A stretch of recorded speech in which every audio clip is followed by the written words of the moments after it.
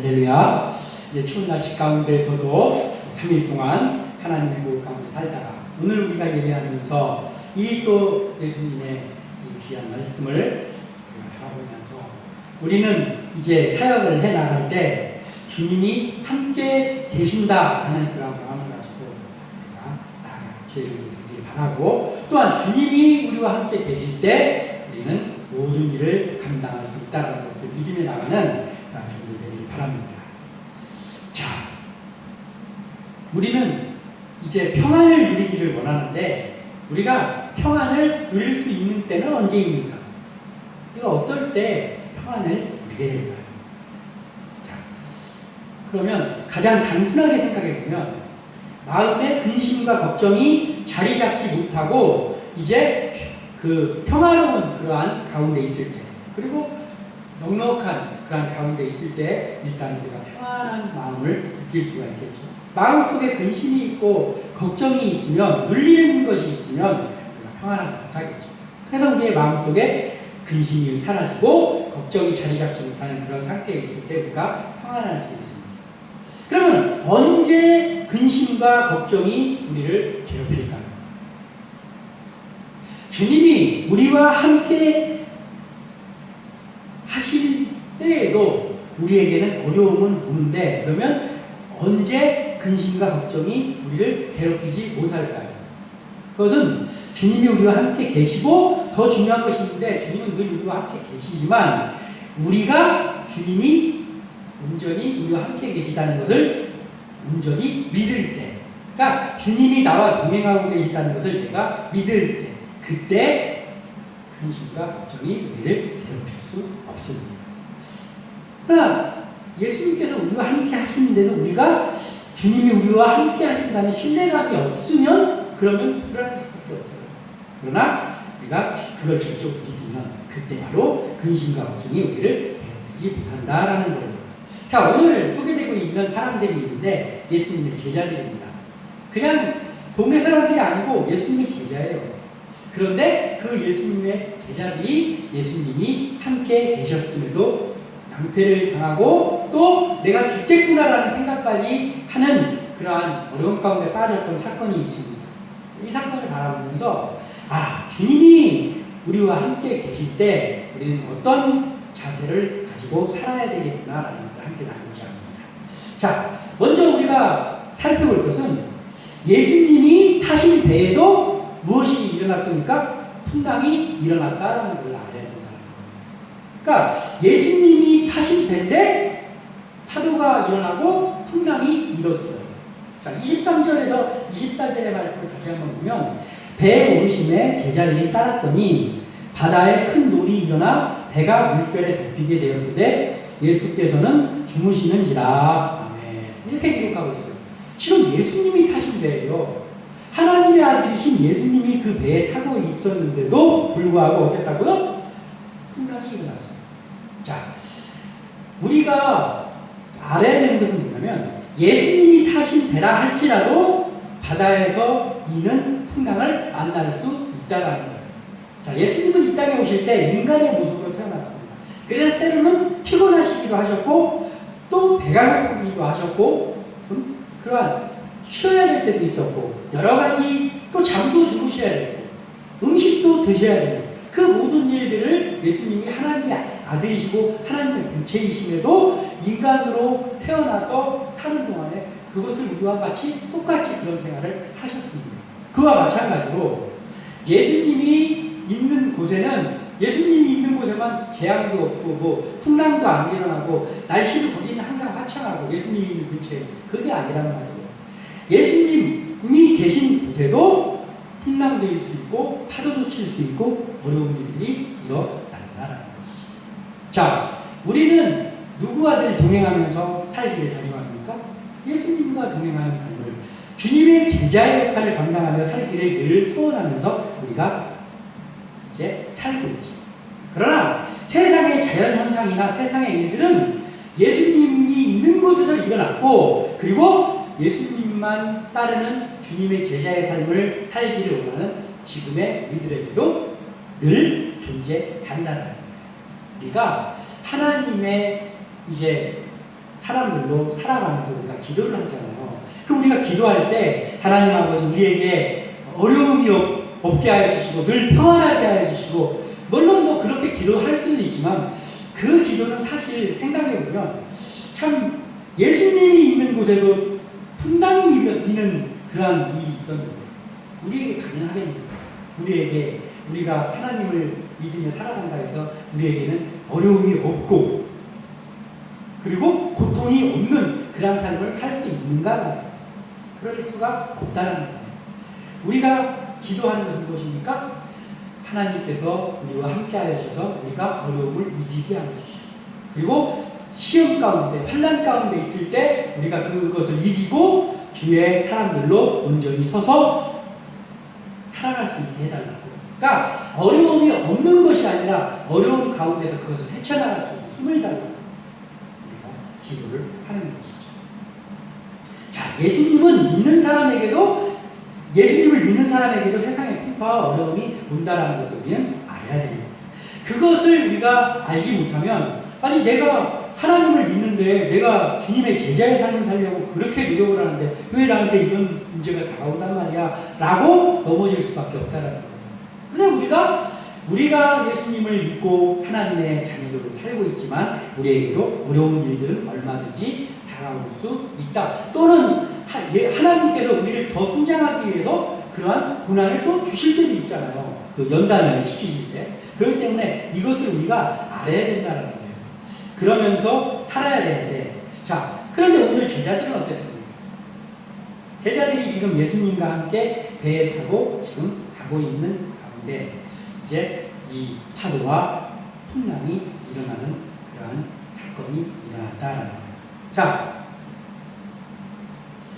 이 어려움 앞에 지금 제자들이 어떠한 모습을 지금 취하고 있나라는 것이죠. 자, 25절에 보면 그 제자들이 나와 깨우며 이르되 주여 구원하소서 우리가 죽겠나이다.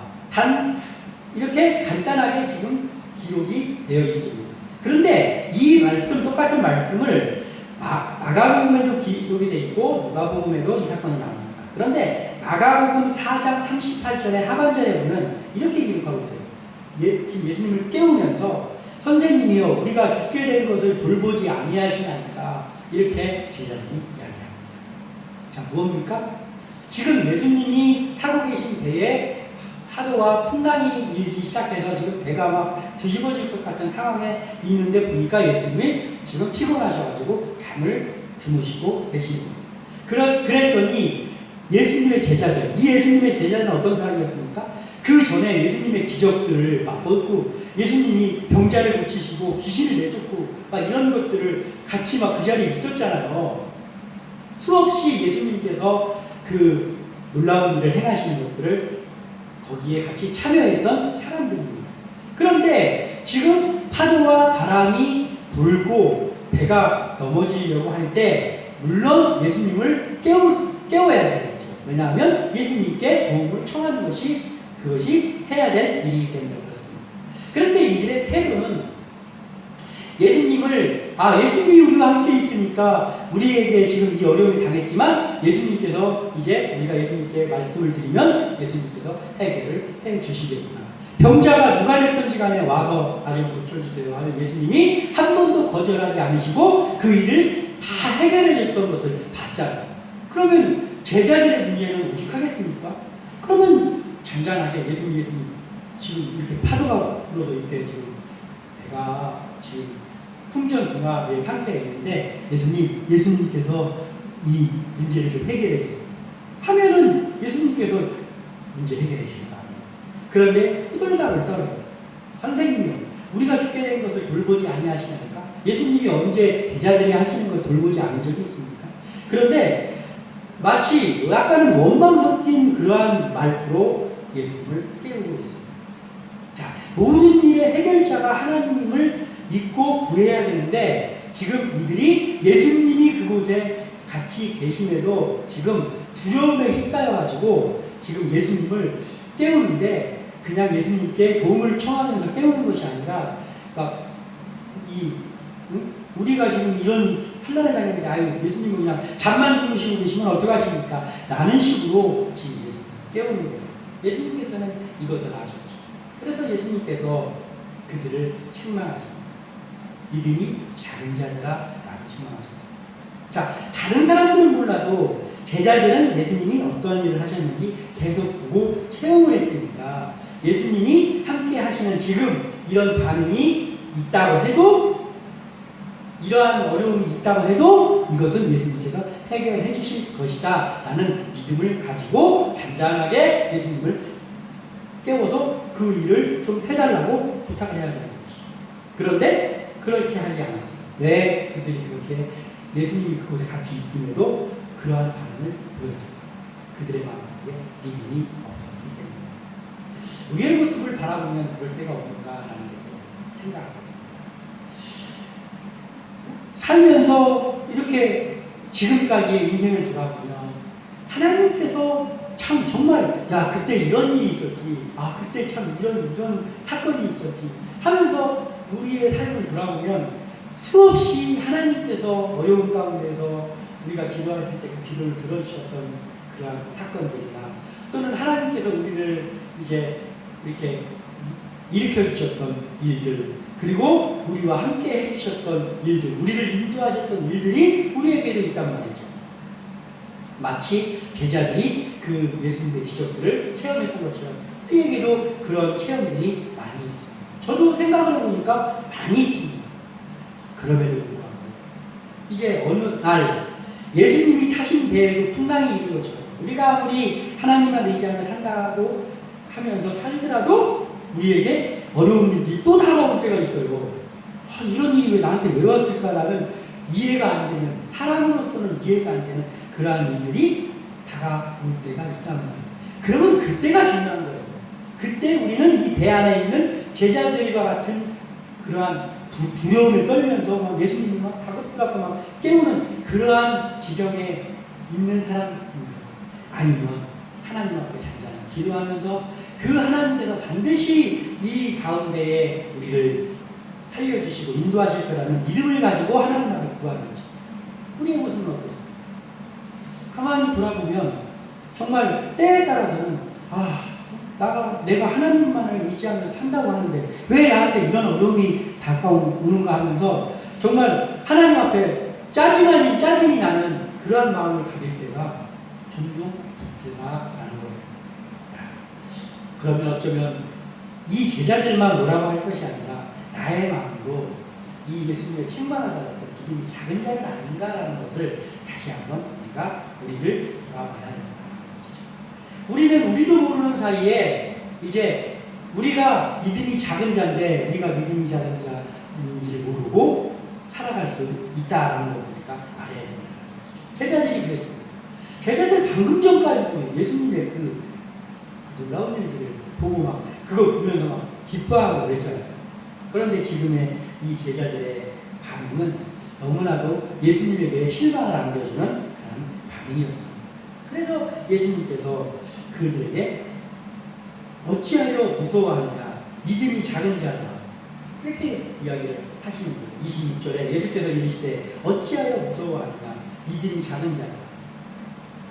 자, 예수님이 다 아신 거예요. 그들이 예수님을 깨울 때 이미 이들이 믿음이 없어가지고 믿음이 작아가지고 지금 예수님이 그곳에, 내가 그곳에 있다라는 것을 생각하기 전에 지금 이 풍랑만 바라보고 이 어려움만 바라보고 지금 여기에 무서워서 이렇게 하고 있구나라는 것을 예수님이 아시면서 제가 예수님의 입장을 이 말씀을 보면서 생각을 해보면 굉장히 서운했겠다라는 생각이 듭니다. 예수님이 이 제자들에게 순간이라도 서운하셨겠다라는 생각을 하게 됩니다. 왜냐하면 예수님께서 그렇게 그들에게 많은 것들을 보여주셨는데 그 예수님께서 지금 그 사역을 하시고 배에 타서 잠깐의 짬을 가지고 그 잠을 주무시고 계시는데 그때 어려움이 일어났지만 예수님을 예수님 어서 일어나서 우리의 문제를 좀 해결해 주세요 하면 얼마든지 될 것을 믿음이 없어가지고 우왕좌왕하는 그들의 모습을 보면서 예수님이 실망스러웠겠다라는 생각을 합니다.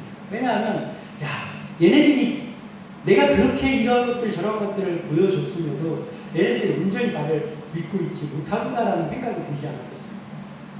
얘네들이 나랑 같이 있으면 아무리 이보다 더 어려운 일이 있다고 해도 예수님께서 해결해 주실 거다라는 믿음이 있다라고 이렇지 않겠지. 근데 그 믿음이 없으니까 예수님이 있는데도 그러한 호들갑을 떠는 거예요. 그러니까 야, 우리 내 제자들이 나를 온전히 라고 하면서 예수님이 참 실망스럽고 서운하셨을 것 같아요. 우리의 삶 속에서, 우리가 사역의 현장 속에서 우리도 이 제자들과 같은 때가 있지 않는가를 우리가 좀 돌아봐야 돼요. 그래서 혹여라도 우리도 어떠한 일이 있을 때 하나님 앞에 기도하며 이제 구하는 것보다 우리의 마음속에 짜증이 밀려오거나 또는 원망하는 마음이 들거나 아니면 아예 그냥 그러한 일이 있을 때 하나님께 기도하는 것보다 더 다른 반응을 먼저 우리가 한다. 사람을 먼저 찾아간다든지 뭐 나의 방법을 먼저 구한다든지 하면 이 제자들을 바라보면서 서운해하신 예수님의 그 모습이 우리를 향하게 되지 않겠냐.